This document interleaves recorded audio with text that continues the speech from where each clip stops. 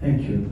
Ambassador Massari, Italy and the European Union, and things are changing on the scenario in Europe. We've just seen that the idea of a ceasefire in Ukraine has sort of, is not very clear. The telephone call between Trump and Putin didn't really work out, and there is more pressure on Europe. What role is Italy playing on this, and what is your view on what's happening between Russia and the Ukraine?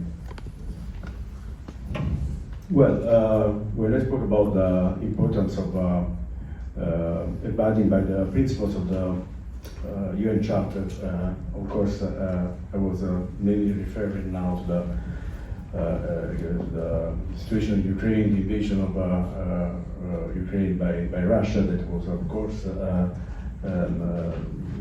open violation of the principles of the UN Charter. And so the situation we have now, I think, of course, we all know that no military victory is possible on either side.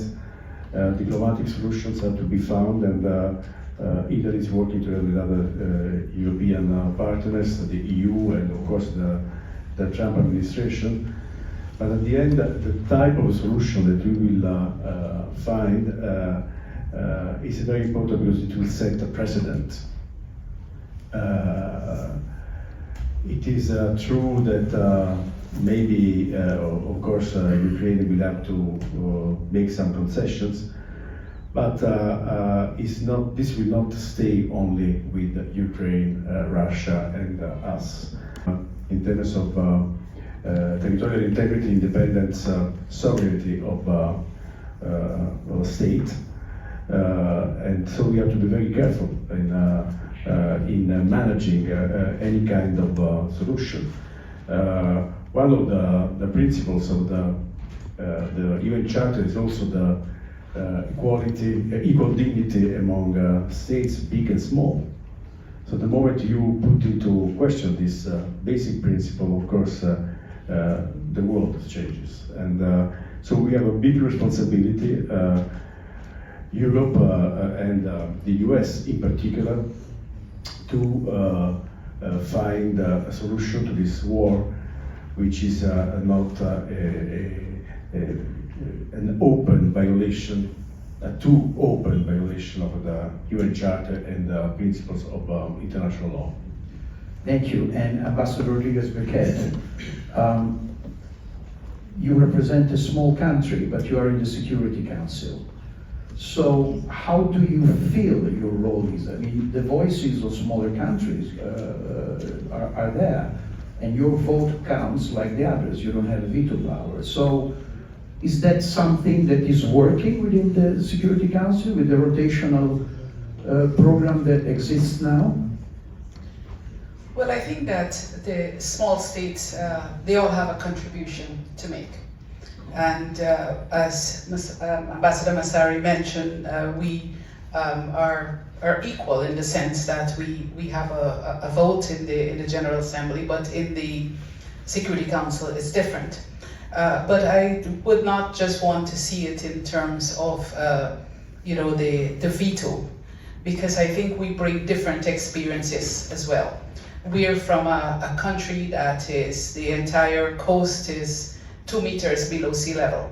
So when we talk about climate security, for example, we're bringing it from lived experiences. And so I think that the experience that I have had on the council thus far in discussing some of these kinds of issues, not all countries want to discuss it. And if we take the same one I'm talking about, climate, we have countries that do not believe the Security Council is a place for that. But more and more over the last years, we have seen that countries that are elected are bringing these matters to the Council. I see my colleague from Malta, Ambassador Vanessa, who had a meeting in the Council on the issue of sea level rise. And so I think we have a contribution to make there. But let me also go back a little bit to you when you asked in the first question about the UN 80 initiative. And Guy spoke about the Charter. And I haven't seen any member of the UN saying we want to leave the UN, and I haven't seen anyone saying we want to drastically change the charter. The one part that they talk about all the time is the one on the Security Council, that aspect of it. So I think that tells us where we should be focusing. But also, I think it's a bit unfortunate that the UN is judged primarily through the lens of the Security Council and if it functions or doesn't function well. And there's a whole range of other things that the UN is involved in on the development side, for example, that many times we take for granted. And it is impossible to do a study to say what would have been the case if the UN was not there. We're not able to do that. There is no political gain in talking about prevention and what the UN may have prevented. But I think that for my country, as a small state, the UN is our guiding light. From decolonization, from the peaceful settlement of disputes, the UN has been where we go. And for small states, and I've said this before, multilateralism and the UN is our military, and the Charter is our weapon. And that's how we'll continue. Thank you. I'd like to come back to you, Jerry, and you've heard the UN speaking, different countries, members of the Security Council, guide works within the UN. So what is your impression? You said you can be provocative. Are you happy with what you heard? Do you think that there is a future in these reforms? What do you think the role of the UN would be?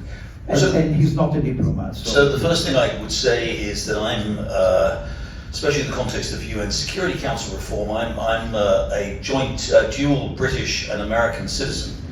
So strikes me I'm here on this stage representing 40% of the permanent members of the UN Security Council, and so I'm happy to say that I think the UN Security Council structure is absolutely perfect. It meets those needs. But no, joking aside, look, I think, of course, I agree with what Guy said. It's not just in the United States where there has been significant political change, and of course the UN's basic structure, and well, it's had added institutions by accretion. Its basic structure and the way it's worked, particularly the Security Council, with the addition of obviously members over time, hasn't really changed in 80 years. And of course, the world has dramatically changed in 80 years, and there's clearly need for that. But I would focus on one particular thing, since you asked me to be provocative, and I will, which is I do think that the reforms.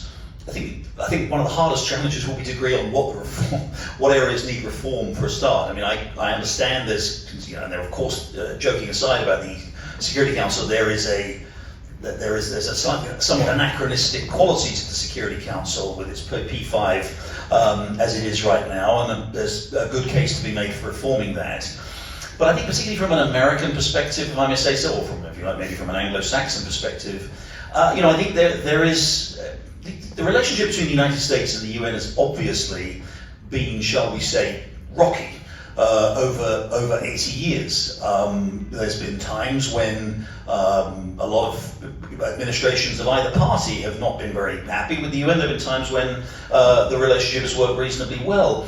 I do think, though, and trying to sort of just set this aside purely from the Trump phenomenon, the man we always have to talk about, but to look at it in a broader context in terms of the way America and maybe some of America's allies see the UN, I think there is growing discomfort. It's been there a long time. But growing discomfort, not just with the phenomenon. The fact is that obviously America is the world's largest economy and the world's still dominant superpower, and therefore any effort to constrain the UN as any kind of a means to constrain the US is inevitably going to meet resistance within the US. But some of the specifics that the UN has done, I think, have really further undermined confidence in the UN among Americans of all political persuasions. And I'm thinking about whether it would be the WHO or whether it be what we saw in Gaza with UNRWA, whether it be the ICC or many of the other international institutions as well, UN and non-international institutions. There is a sense that, or the fact that the UN has had, some of the countries who are the world's worst oppressors of rights, sitting in judgment and holding elevated positions on various UN bodies about human rights. That, I'm sorry to say, is just something that for Americans, but I think for reasonable people everywhere, is something that isn't really tolerable. And while I understand the principle, of course, of 193 countries having representation and being able to,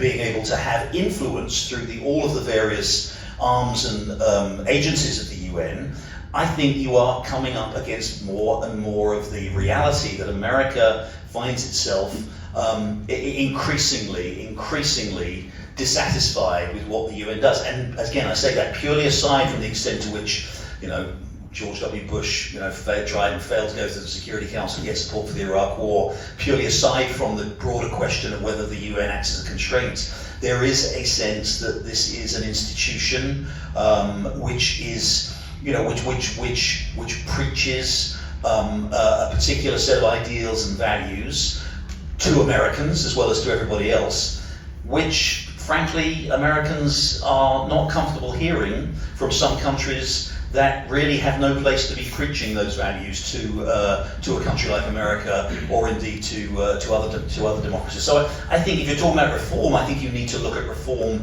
in the broader context too, in ways that will frankly address some of these really serious and legitimate concerns that Americans of all political persuasions, don't just think this is a Trump thing, of all political persuasions have about the very institutions that make up the United Nations. Well, I remember when George Bush Sr. Cut the funding of the United Nations, and not everybody was happy, and Ted Turner intervened and donated $1 billion through his, which then became a foundation because the donation was not possible. But Guy,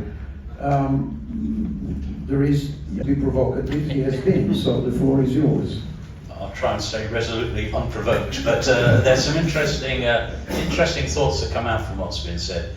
Yeah, look, there are these flashpoints, these buzzwords, UNRWA, WHO. So there are criticisms of the WHO, which has just concluded a not unimportant pandemic treaty. Criticism of UNRWA, when UN is, I think, with some heroism, trying to get badly needed humanitarian aid into people who are starving in Gaza. I think what you need to do is present the facts in a way, and the Wall Street Journal certainly does this, which reflect the realities of the life of the UN. You can point to inappropriate representation of certain countries in certain bodies. Anybody with a minimal understanding of how those processes work know how that has come about. It is not a gratuitous attempt by anybody in the UN to cause offence to US public opinion. So you've got to step back from these, I think, rather too facile criticisms and misplaced in many regards of the UN. There is a broader point which I think does deserve perhaps further attention. In a world where, my country, and fill in the name of the country first, seems in some cases to be incompatible with engagement in multilateral processes, which, yes, does in a certain sense circumscribe the exercise of national sovereignty. I think you've got to make the case, and the UN needs to do this better, that the pursuit of national interest, properly understood in the world in which we live today, necessarily passes through participation in shaping of international responses to global challenges. And it is really quite difficult, however big, however powerful, whatever the capabilities of any given country, to imagine that these global challenges, be they climate change, be they global development, be they peace and security, be they pandemics, that any country acting entirely alone is able to resolve these problems. And therefore, pursuit of the national interest is best secured by acting in a multilateral system, and a UN system, which undoubtedly has to look to itself. You don't just buy what you're presented with. You do your best to influence and improve in a way which I think is entirely legitimate and necessary. And in a sense, that brings us back to the sense of what we're trying to do in the UN on its 80th anniversary. Thank you. So let's move to the Security Council reform. I'd like to remember a predecessor of Maurizio Massari, Ambassador Paolo Fulci, that single-handedly resisted a reform about 30 years ago, For those that are not completely familiar with the process of the reform, you know, there is not an African country that is represented permanently in the Security Council. The Security Council has 5 permanent representatives with the right of veto, and it was pretty much built on the ashes of Second World War. So 8 years later, this doesn't stand anymore. Countries like India, like South Africa, want to have a voice. But then countries like Italy resist and say, you know, we shouldn't have France and the UK, and, you know, why don't we have a European seat? And so we are all represented. So I'd like to give the floor to you, Ambassador Harish, because I know that you think differently from my friend Maurizio Massari, and you are competing on that, but let's hear what is your vision of the new Security Council. Thank you. I think we just heard if there is one aspect which really riles the majority of members of member nations in the United Nations, it is the fact that the whole matter of Security Council reform has been pending for so long with no serious attempt to address it. Let us be very clear. The matter of Africa or underrepresentation of other developing countries in the Security Council is not in terms of their membership in the non-permanent category. We just heard from Ambassador Carolyn, there are 3 African members. So they are adequately represented in the current Security Council, but in the non-permanent category. So when we speak of historic injustice to Africa, we are speaking of historic injustice to Africa in terms of its representation in the permanent category. Yes, I'm aware that Italy and other countries do have reservations. Of course, they look at it from their own national perspective. The larger context is simply this. Today you have a principal organ of the United Nations reflecting the reality of 1945 and not the reality of 2025. We can continue another 30 years or 40 years, 50 years or 80 years with the same structure. Would it be more representative of that period? The answer is no. Is there a cost for not changing? Of course there is. Is it impossible? No. The Security Council has reformed and has amended the charter. The charter has been amended in the 60s.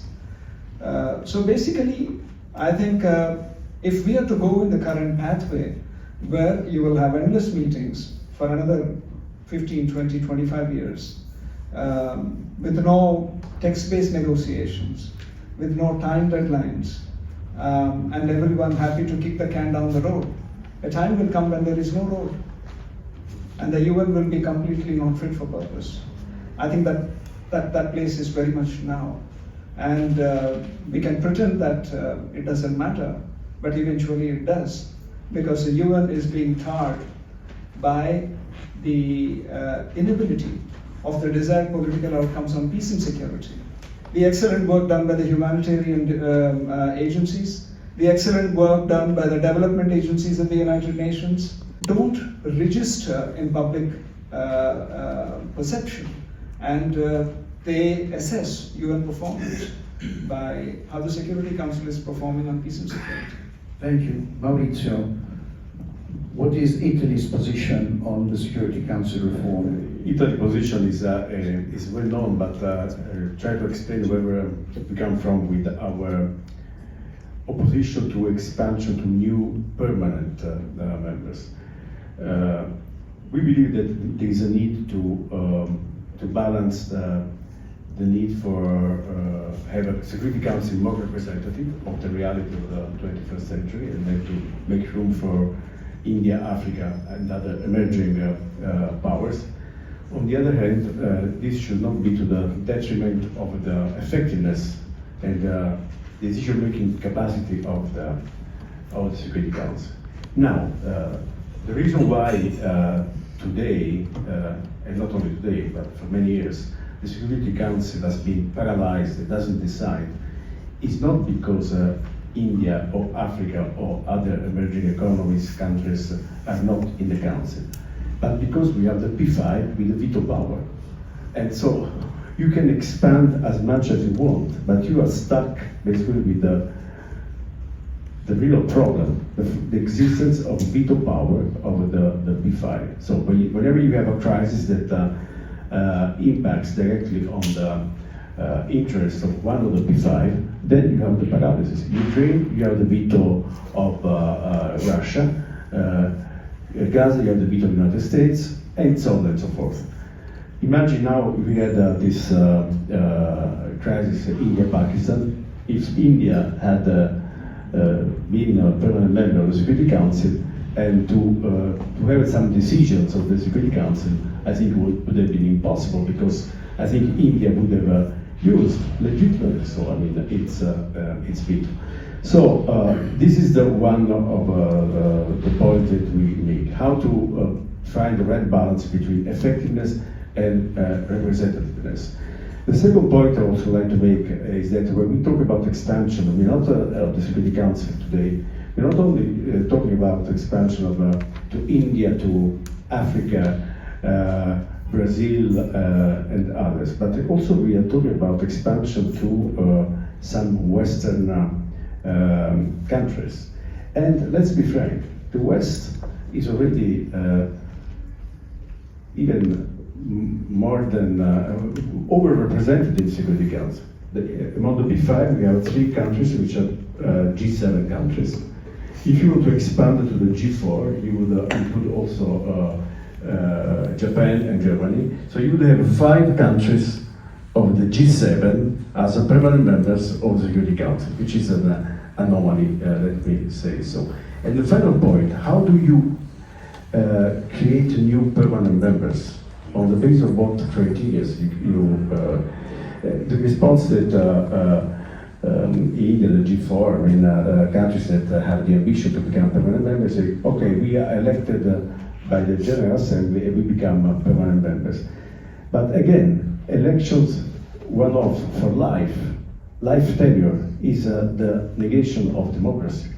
Democracy means, regular elections. They need to be. You have to be confirmed with the vote of the voters, every certain number of years. And one election for life, I don't think is really a model of democracy. If you want to make the Security Council more democratic. So these are the objections I try to explain why we are against the expansion of new permanent members. But certainly we totally acknowledge the growing power influence of India in world affairs, and also the need to correct the historical injustice for Africa. And how to achieve that, honestly, a perfect solution, I don't know, it's difficult to find. Thank you. Ambassador Rodrigues-Birkett. Well, you're very close to Africa, so what is your position on the reform of the Security Council? You think that the African Union should be represented with a permanent seat, or South Africa, or Egypt? There has been controversy, and there are many differences. North Africa is Muslim, and so on and so forth. So what is your position, considering you deal a lot with Africa and with the African Union? Well, the position is that the historical injustice must be corrected. And we can, and that means Africa on the Security Council as a permanent member. Because what then would be correcting the historical injustice if you just add more numbers? I think that would actually be perpetuating what we have right now. But let me say this, that I think that if you look at the world right now and the decentralization of decisions on conflicts right now, where decisions are taken somewhere else and not on the council, I think that in itself is telling us that the Security Council is becoming irrelevant. And I think if the Security Council becomes irrelevant, then those who have the most power on the Security Council will lose their relevance. And that itself might be a motivation for reform of the Security Council. And if we look at the last 2 years or so, we have seen some of the permanent members on the council actually coming out to say what is their position on reform. Before, we were not hearing that. And so you would hear one member saying we need to have more developing countries represented. We heard one member said we would support Africa being there and Latin America. And so you're hearing some of this coming from the permanent members. But I think the one thing that I think we should be frustrated with and do something about is the normalization of the exception that we do right now. There is no other process in the United Nations where we don't start negotiations with a text. None. This is the only one. And we have normalized that exception, I would say, for the last generation. The first time a working group was set up was in 1993. Those people, one generation has passed. And in 2007, when we started the IGN process, those people born that year are voting now. And we have not moved with reform. And all of the issues that we're talking about, and Ambassador Massari outlined his position, and Ambassador Harish. But if we don't sit down in a room with all these positions, there might be a halfway point. It might be, if we have more vetoes, then why don't we have a higher threshold for when a veto becomes a veto? For example, if we expand the council to 21 members, maybe you have to get 19 members to support you, for it to vote no, for it to be a veto. So there are many things that we can consider, but unless we have a text, we will not be able to do that. What we do right now is we say our positions all the time without a text, and that is what I think we need to change. And finally, let me say this, and I like the provocative aspect that you raised, and the discomfort by some members with whether it's the WHO, UNRWA, and others. Let me tell you this, we have discomfort as well, that certain organizations are only led by certain nationalities. And so I think we have to look at this across the board. But many of our countries, we go with that once the organization is being, in our view, managed properly. But why is it that one organization is led by only a national of only one country for all the years? And this is what we see all the time. So I think that there are criticisms to go around for everyone. What we need to do is to make the UN fit for purpose at a time when security is now about private armies, is about terrorism, all these new drivers of conflicts that we have to deal with. That is what I think we need to focus on. Thank you, Guy. Time is running out, so we are at the end. We heard three different positions, encouraging position with vision. You will deal also with the reform of the Security Council. Will you encourage it? And what is your vision for that? Well, I don't know what the answer to reform the Security Council is, and if I did, you would not expect me as a member of the Secretariat to say anything about it. All I could do actually was point to the fact that in September, the Back to the Future, which was adopted by our summit, did set out a number of considerations. It was considered to be an important step. I hope that it can be built upon. I don't think that the UN 80 initiative is necessarily going to focus upon Security Council reform. I think we're probably looking at other ways in which we can improve the functioning of the organisation, none of which is to underestimate or cast aside the importance of the issue, because as has been stated earlier on, whatever other criticisms of the UN are out there, and I acknowledge they are out there, probably the one thing that people see above all else, and what is most visible, is the Security Council, and what is most criticised is the incapacity of the Security Council to address issues which global public opinion desperately wants the Security Council to deal with. So the importance of the issue is beyond dispute, of course. Please join me in a round of applause for our speaker.